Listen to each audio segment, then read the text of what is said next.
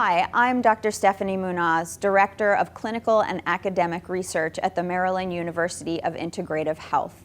For 15 years now, I have been studying the effects of mind-body practices for people with rheumatic diseases.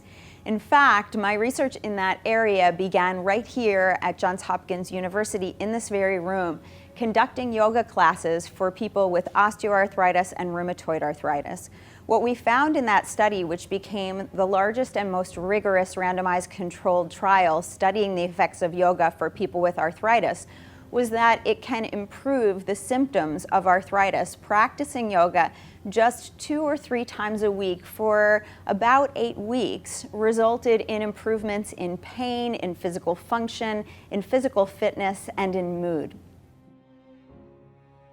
Sometimes people living with arthritis can feel intimidated from approaching a yoga practice, especially when yoga classes are often geared toward people who are physically fit and more mobile than the arthritis population. I'm going to show you a few ways that you can modify a yoga practice to make it more accessible, safer, and more comfortable for people living with arthritis. That includes safe ways to get up and down from the floor, ways to modify the poses for both wrists and knees, and yoga poses that you can do seated in a chair.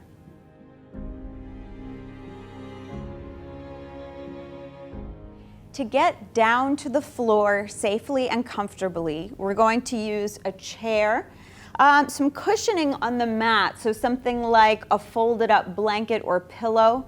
And then the mat, you want to make sure that your chair is on the mat, all 4 legs, so that it's not likely to move when you put your weight into the chair. So we're going to start standing facing the chair. And then we bend the hips and knees just slightly, keeping a nice long spine so that we can bring the hands down to the chair. You can hold on to the chair arms, bring the hands to the chair seat, or you could have the chair turned around the other way and hold onto the back. Either way, we're going to bring the weight of our hands into the chair and then lower one knee down, and you're going to put the knee on that cushion so that it's a little bit of support for that knee.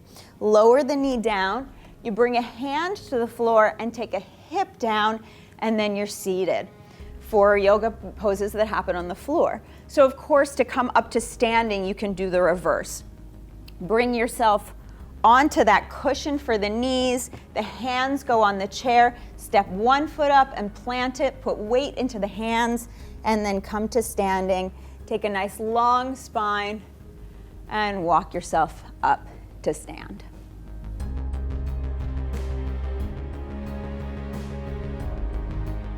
A lot of yoga poses require putting weight into the hands, which can be uncomfortable for people who have arthritis in the wrists, in the hands, or in the fingers.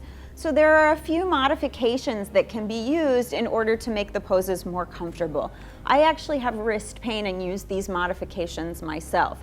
So one of the options, instead of bringing the wrists right underneath the shoulders, is just to take the hands a little bit forward, which reduces the angle at the wrist. Another is to fold the front of the mat so that it provides a little bit of cushioning, and put the wrists on the mat while the fingers come over the front. Additionally, you can tent the fingers so that the fingertips are on the mat, but the palms are not. You can also use fists so that the wrists are straight if that's comfortable for the hands. Lastly, these are yoga blocks, and yoga blocks have 3 different heights. So they can be at the lowest height, at the medium height, or at the highest height.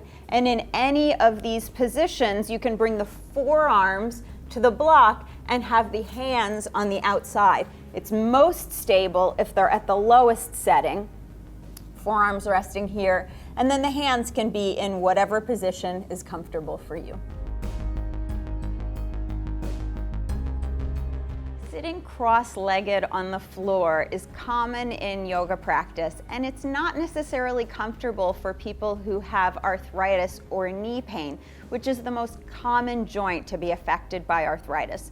There are a few ways that we can adjust a seated position in order to make it more comfortable. One is to take some yoga blocks and place them underneath the knees to lift up the knees a little bit. And as I showed you earlier, there are several different orientations for the blocks so that you can raise them up a little bit higher if that feels better. This might be uncomfortable for some people's hips, so you want to find that place that feels good for both your knees and your hips. Another is that your feet don't necessarily need to be so close to the body. So one way to make it more comfortable for the knees is just to take the feet a little bit further away. And it's not important that they're tight into the body. You can even have the legs extended more and have the soles of the feet together. It's also fine if you're sitting in this position for a long time to extend one leg. So if you notice that one of your knees is getting uncomfortable, it's fine to extend the leg out to the side for a little bit, even give the knee a little bit of a massage, and then bring it back into position when you feel comfortable. Another option is to come into an entirely different seated position. So you can come onto the knees, and while it may seem like putting weight on the knees wouldn't be comfortable for knee arthritis, you can put down a blanket or a pillow underneath the knees for support and then sit up on something. And that can actually also feel a little bit better for the hips because it's not so much external rotation in the hips.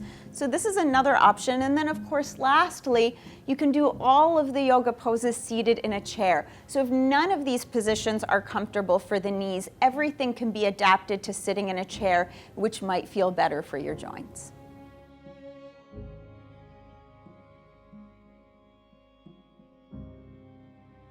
I'm going to demonstrate 3 different yoga poses that can be done seated in a chair.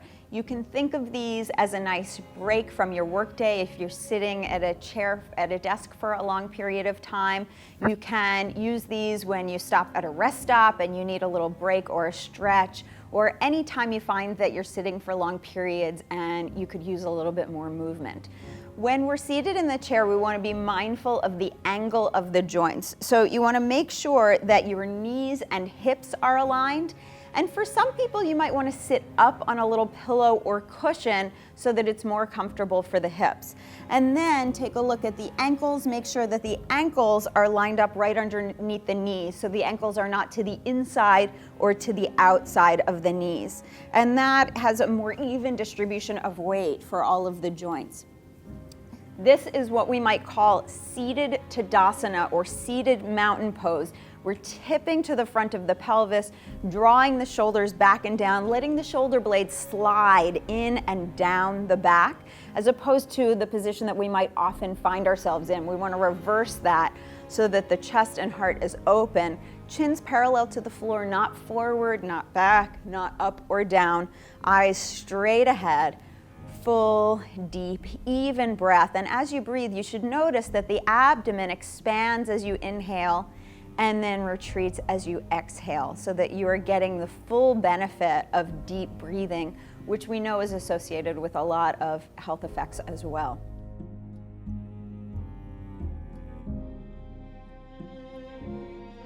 So in this position, we're going to start mobilizing the spine in what we call cat-cow sequence. And this is oftentimes done on the hands and knees, but it can also be done seated. So we start moving into cat by drawing the belly button in toward the spine, rounding the back, letting the head curl, chin lowers toward the chest, rolling back onto the back of the pelvis. And then reversing that, bringing the abdomen forward, arching the back. You might draw the elbows back in and feel an expansiveness in the lungs, fullness in the breath, and you can move through that sequence. Exhale as you round into cat. Inhale as you arch into cow. You might find that it feels good to have the arms sliding forward and back on the thighs as you execute that sequence. And then after a few rounds, bring yourself back to center. Maybe roll the shoulders, feel the length in the spine, and notice the effects of that sequence.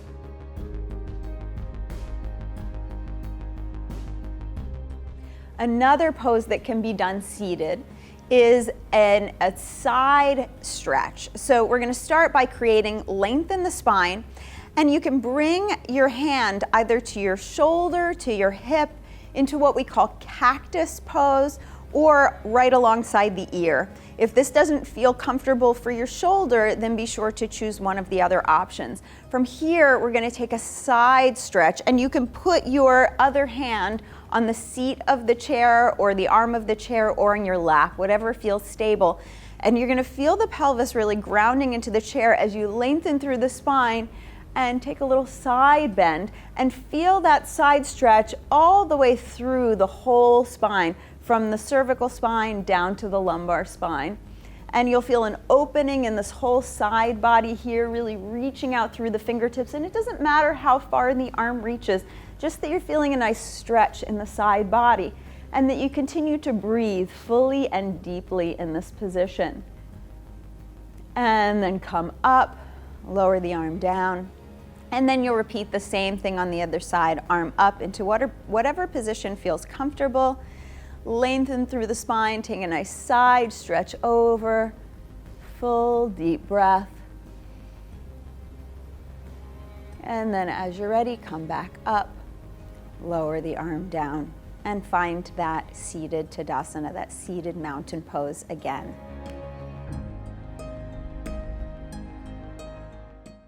Lastly, we'll move into a spinal twist. So for the spinal twist, you're going to take one leg and cross it over the opposite leg, only if that feels comfortable. So you can cross the ankle over if that's available to you. You can cross the legs here, or you can keep the feet flat on the floor.